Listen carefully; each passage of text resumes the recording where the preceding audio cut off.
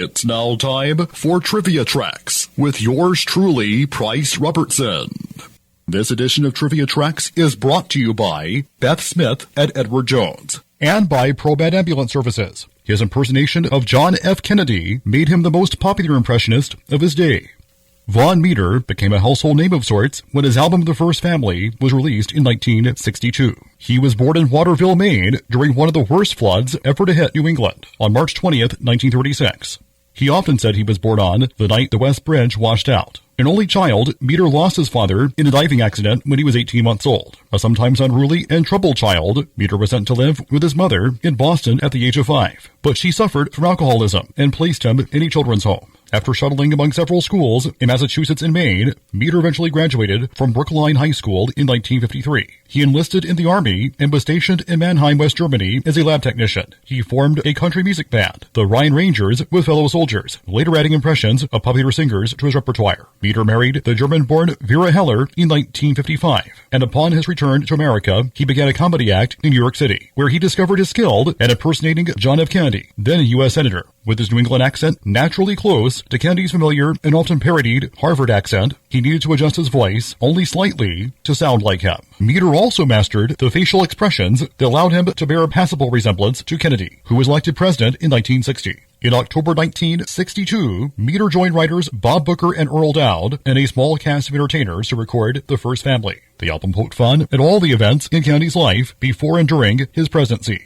It became the fastest-selling album in recording history, pre-Beatlemania, with approximately 7.5 million copies sold, and earning Meader a Grammy Award for Album of the Year. Still in his 20s, Meader found himself in constant demand. He was profiled in Time and Life magazines, and made the rounds of TV talk and variety shows from Ed Sullivan to Andy Williams.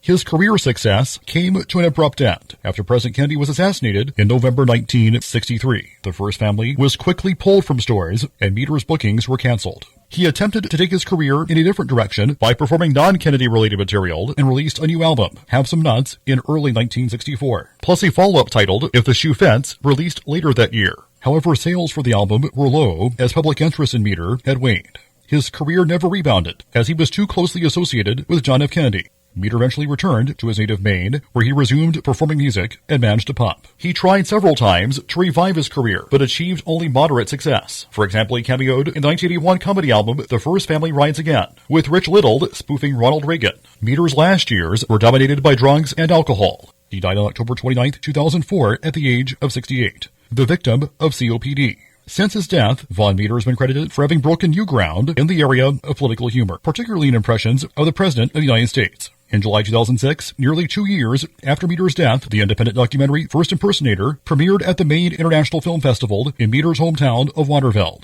The film chronicled Meader's life, his rise to fame, an equally famous fall from it, and his influence on today's political impersonators. Till next time, I'm Price Robertson. Amazed by today's trivia? Then join me for Trivia Tracks weekdays at 6:45 on Everybody's Country Y95.